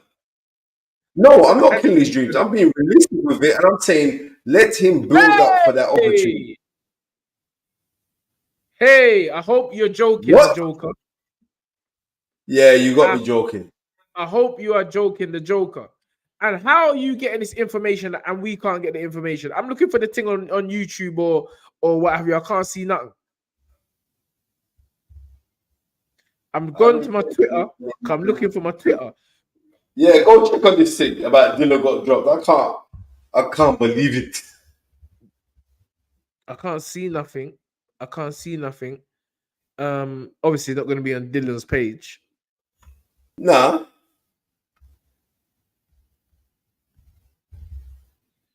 Can anyone confirm or deny that? Man said he's capping, which means he's lying. The fight is right. For those on the fight is right. Some dude on Reddit is there, says it was a slip, most likely. Nah, you can't be slipping against them, man. There. Them kind of fights, you don't slip. Right, it's on TalkSport. It's on Talk. What, the fight's on TalkSport, Bobby? Oh wow. So is it true then, Bobby? If it's on TalkSport, let me see your TalkSport's Twitter. I need to know, Bob. You can't be just interrupting our thing and then telling us that Dylan got dropped. I'm checking now. TalkSport Twitter.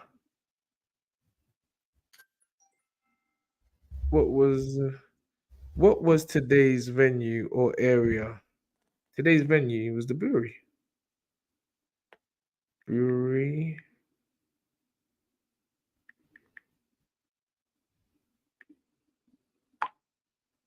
Wait, the brewery's in the Barbican. Is it the Barbican or Moorgate, Spence?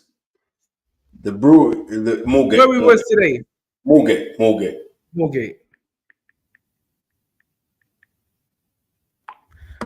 Anyway, yeah, we need live commentary. You know, everything's just stopped. Everything's just stopped because we're hearing this news about Dylan. But anyway, yeah, Spence, I was saying. I know Gareth A. Davis would definitely know.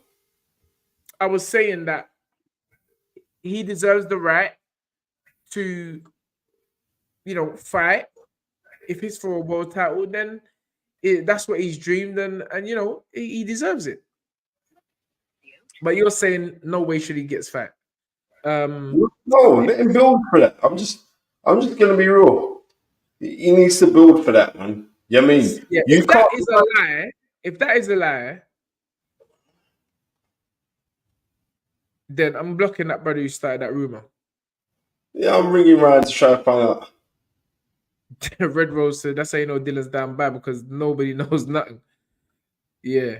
There is no channel that's airing the fight, but it's in Ireland. It's on St. Patrick's Day, so I don't know why is nobody showing this fight. At least, I mean, in the day of YouTube, there should be something on YouTube. I don't get it. I don't get it. There should be something. It's St. Patrick's Day. It's in Ireland. We need to see the fight. Oh, Dillian White. I can't find it nowhere, mate. No, there's nothing there. Oh, live. What? Oh no, this is a watch along thing. Bruce, I'm surprised the zone is not showing the fight. Someone's hearing it. Anyway, let us carry on with our show. We can't just stop like that.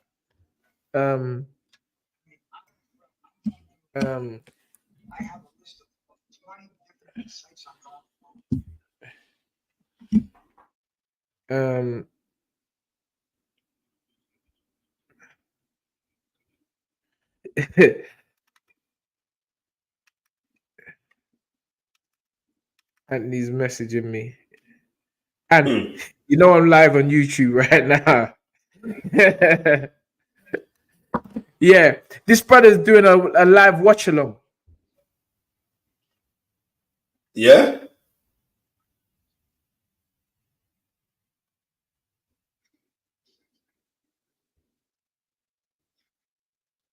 One comment I'm seeing is Christian Hammer is one uppercut away from a money fight. Wow.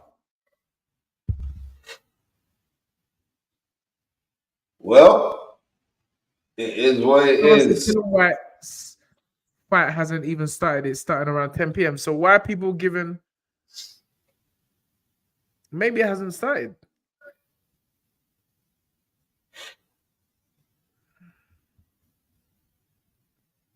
Nah, I don't think the fight is.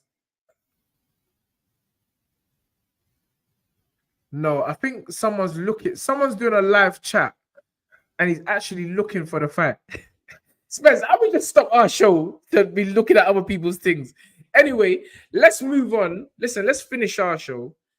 Finish our show, and then we'll go and look for Dylan's show or fight after our show. The fight hasn't started. Yeah, I think the fight is somewhere. Oh, wait, what are you watching it on? Ace. How would you know? What do you check? No, because people are, even on here, people are saying the fight's at 10 o'clock, and then on YouTube there's a link saying that the fight starts at 10. So that guy, I'm gonna go back, find his comment, and block him.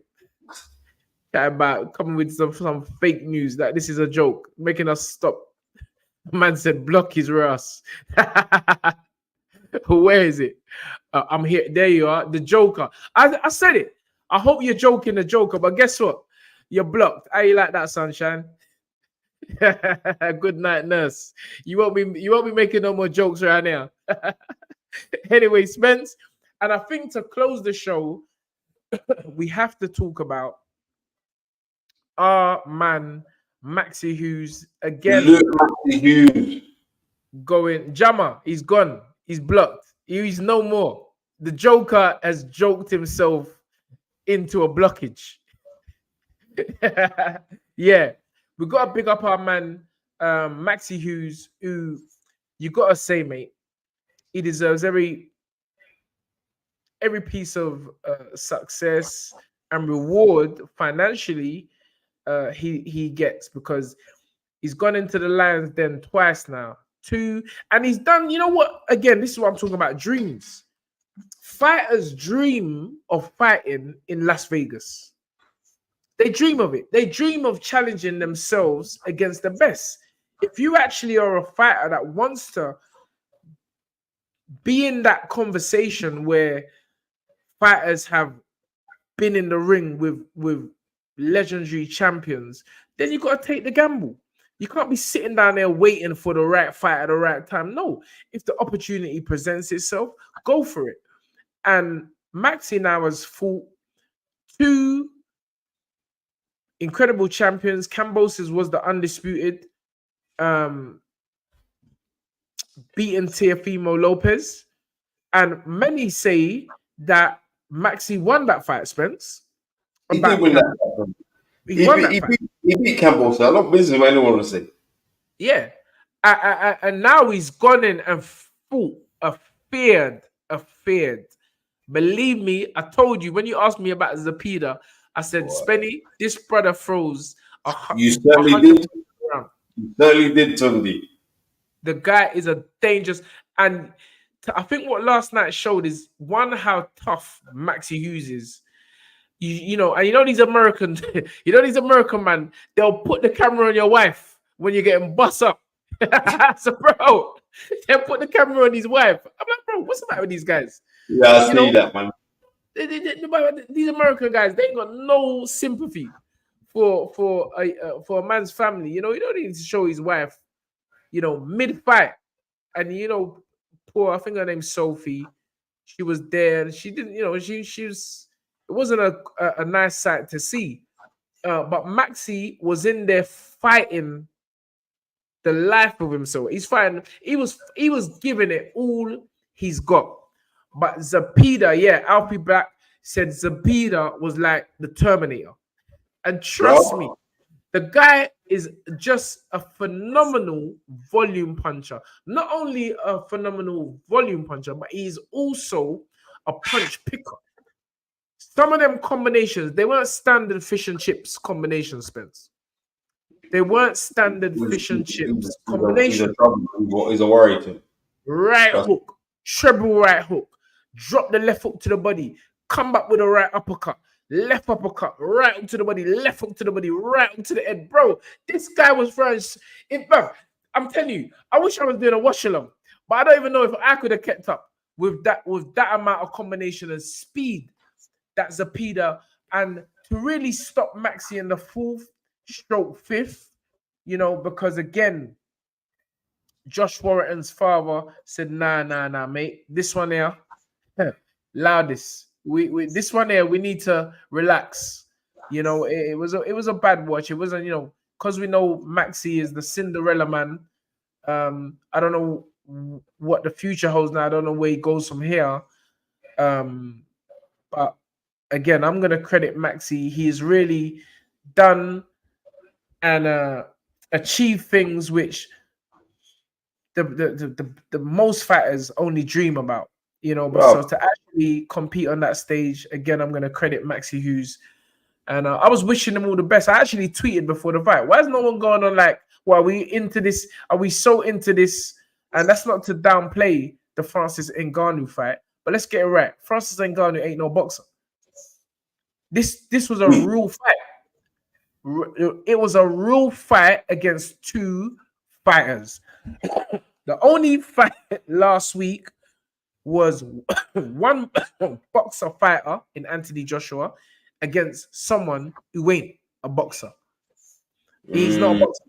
So Zepeda against Maxi Hughes was a real fight. And again, you see, Bishop, I'm going to block you again for the 4th time tonight. You tell me Maxi ain't Maxi ain't a real fight. Get off here, man. Get out of here. Nah.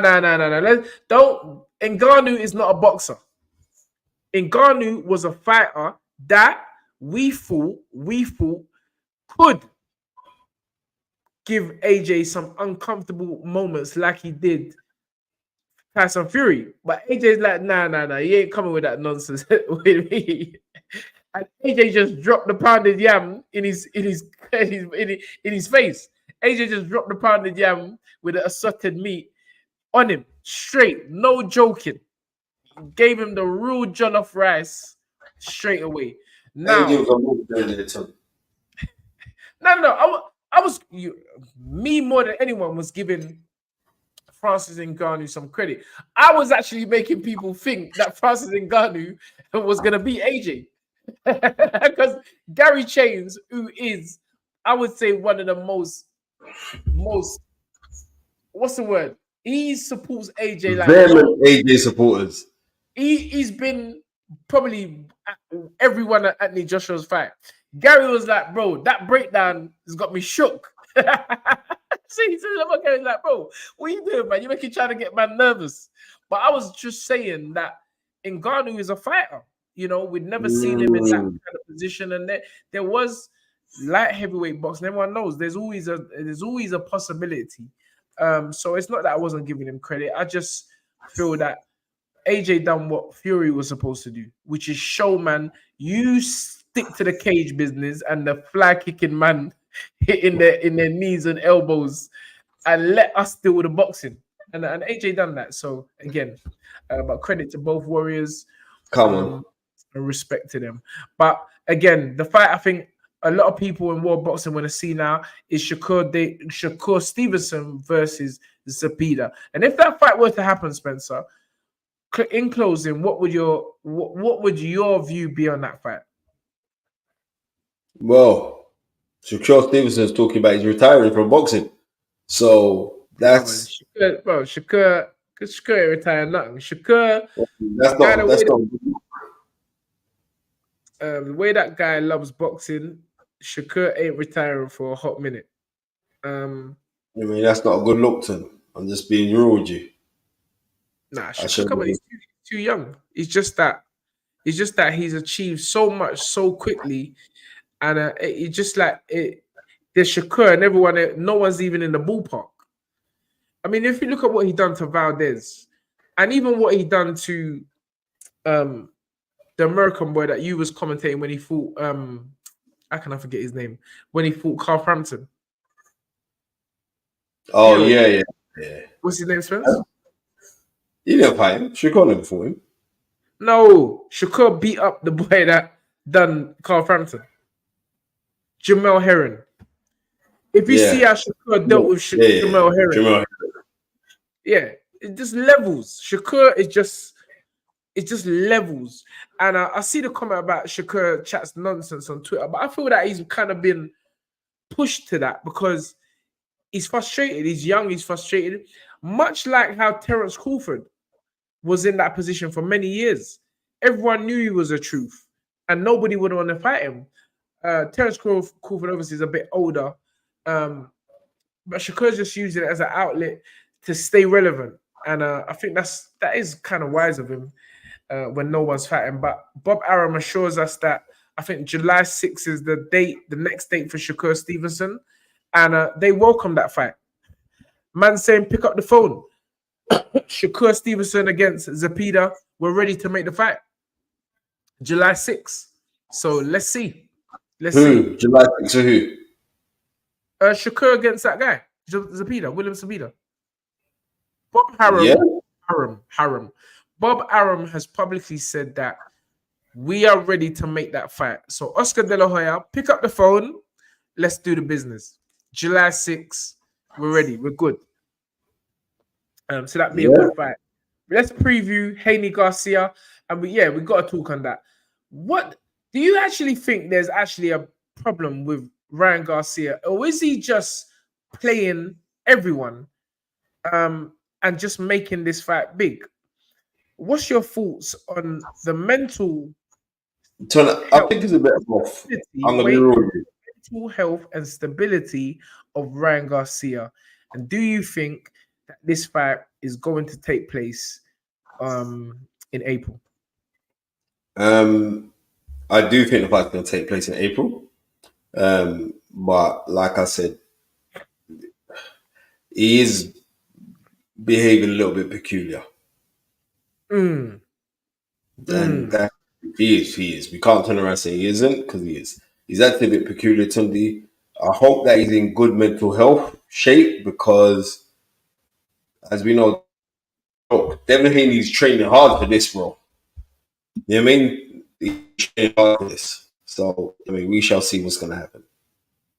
You want me to personally think? I personally think that, you know, and I know it's not a good thing to say especially when I know Dev is a consummate professional, but I think that Ryan Garcia has actually hit a point in his life when he's had a bit of an awakening.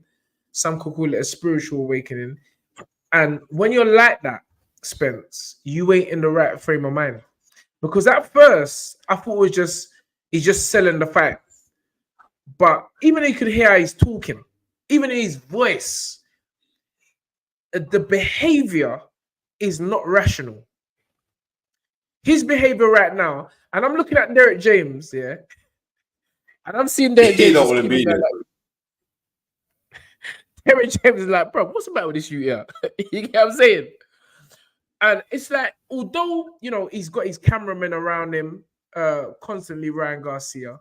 I mean, even the outbursts with regards to Prime and Paul, and then the Illuminati and these people that are control, like, well, this ain't the kind of preparation or that you go into a big fight. You know, he just, it's not right, Spence. He's not right.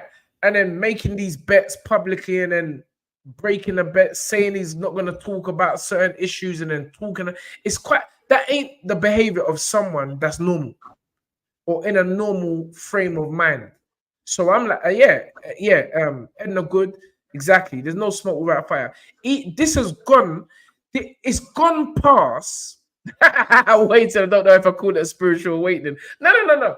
The thing's deep. Trust me. I know I can relate to what this guy is saying, but what I'm saying is that whether it's a spiritual awakening or just him getting a bit of knowledge and then thinking he knows everything, which is again a possibility when you're young. You know, I'm like, you just don't. It's gone on too much. I mean, look, he went on the Andrew Tate's X live, and Andrew Tate. Maybe Andrew Tate put his mouth on his own save, because Andrew Tate said to him, he's like, bro, be careful, because these men will come for you.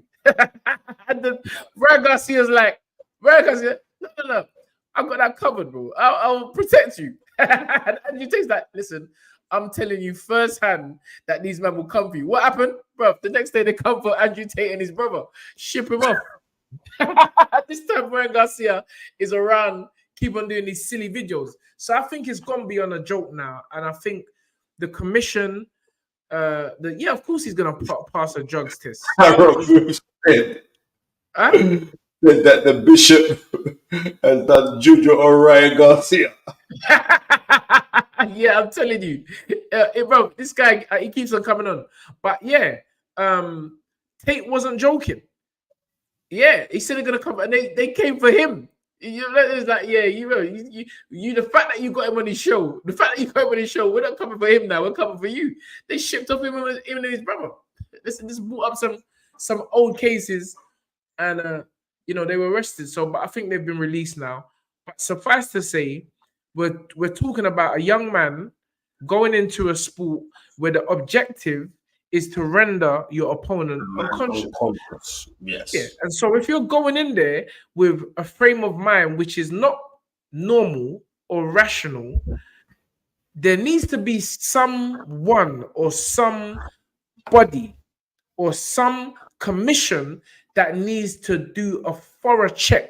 And if it's a joke, if this is some ploy of Ryan Garcia to sell the fight, he needs to be sat down and said, nah, this joke's done now. Because people are really looking at you like you're mad. You understand? Someone needs to say that. Can we ask one question, Spencer?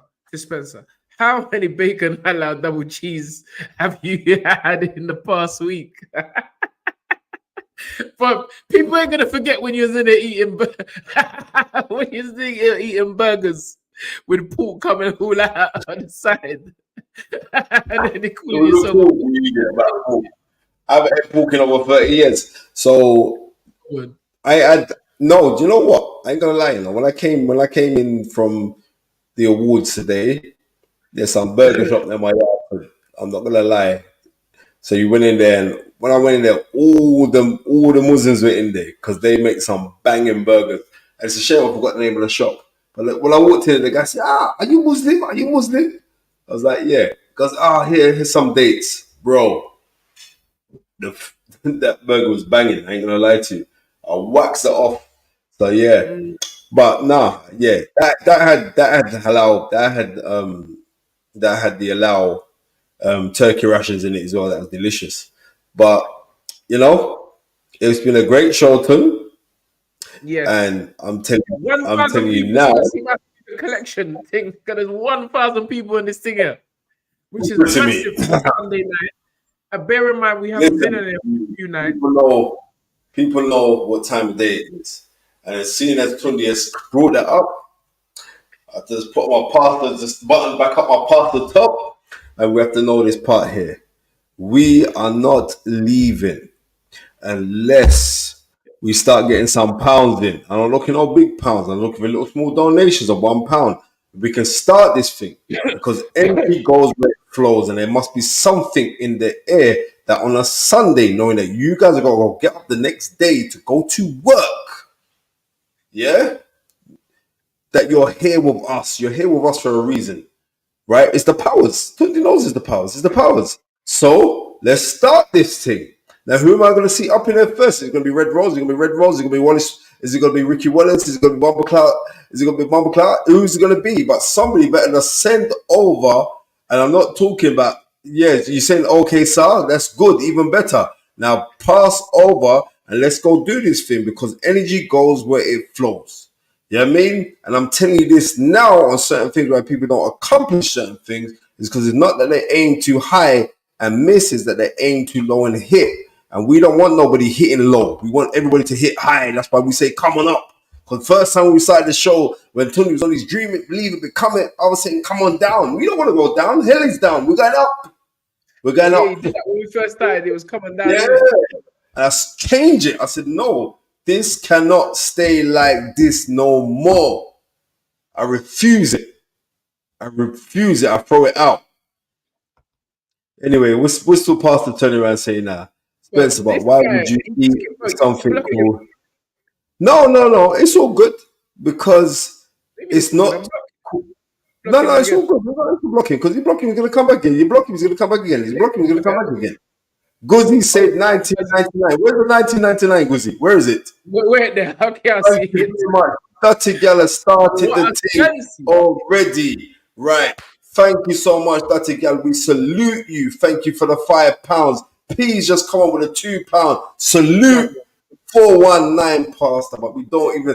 Furthermore, don't salute no 419 pastor because even a 419 pastor, you meant to throw bare cash onto the thing. You don't throw none. You know what I mean? I'm not saying to give generously. I'm not going to turn around and say anybody to go give generously because what you're giving, you're actually giving to yourself because life is not a line, it's a circle. What goes around comes around.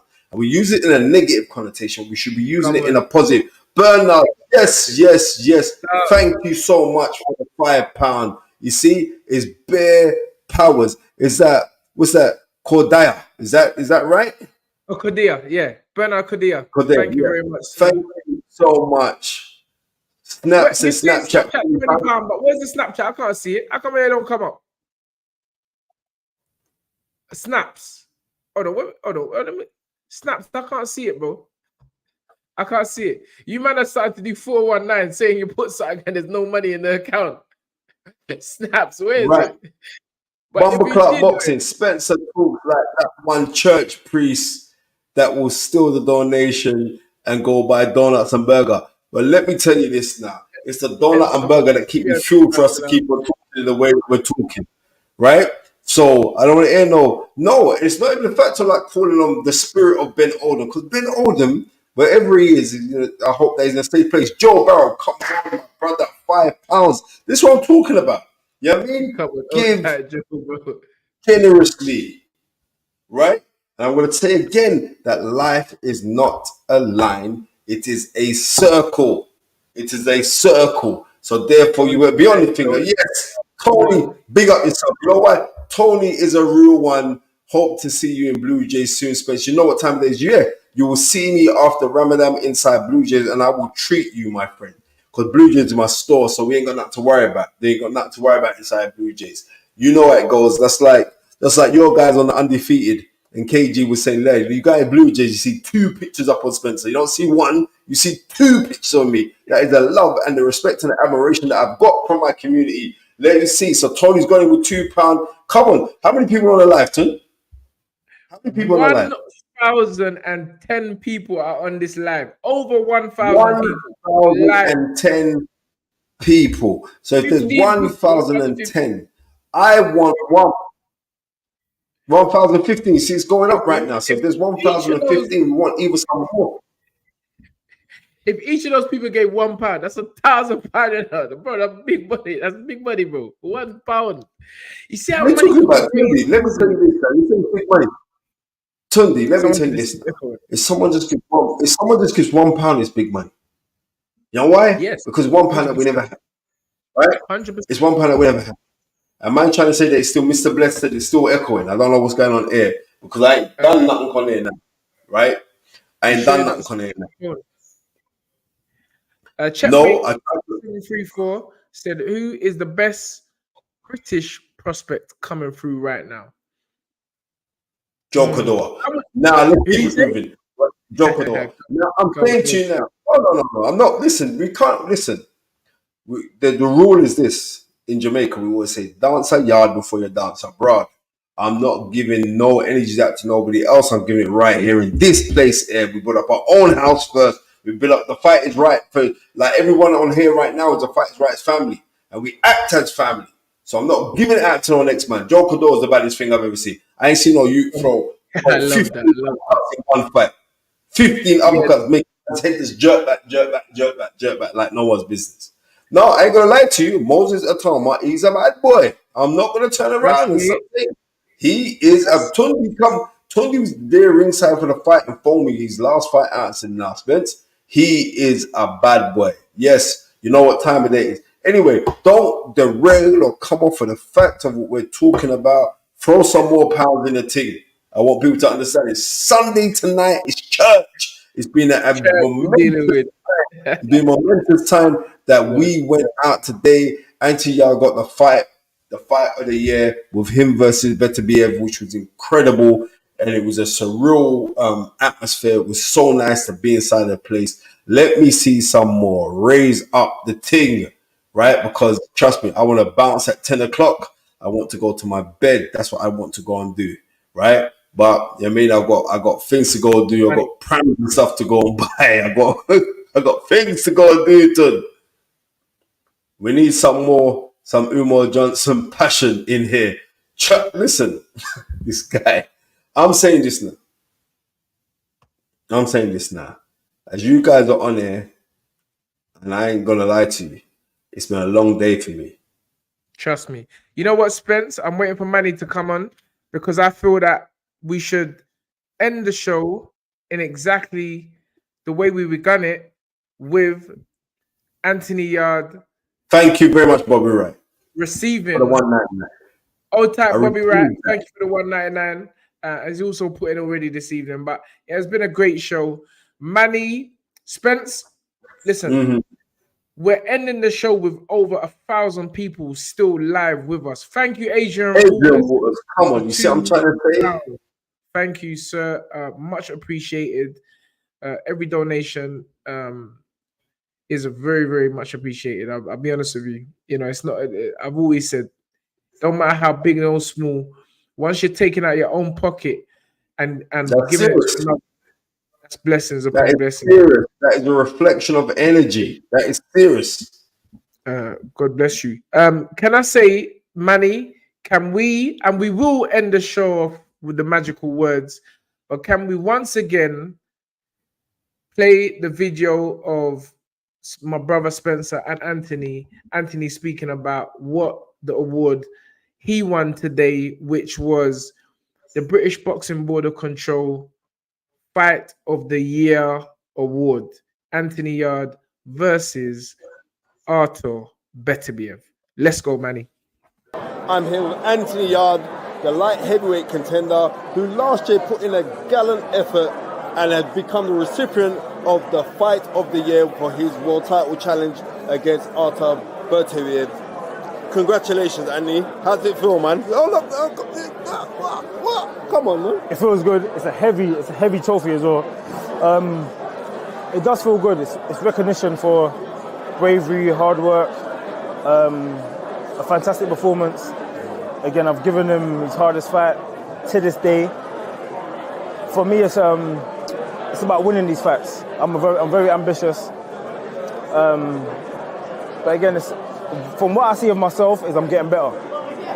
And I'm actually taking these fights.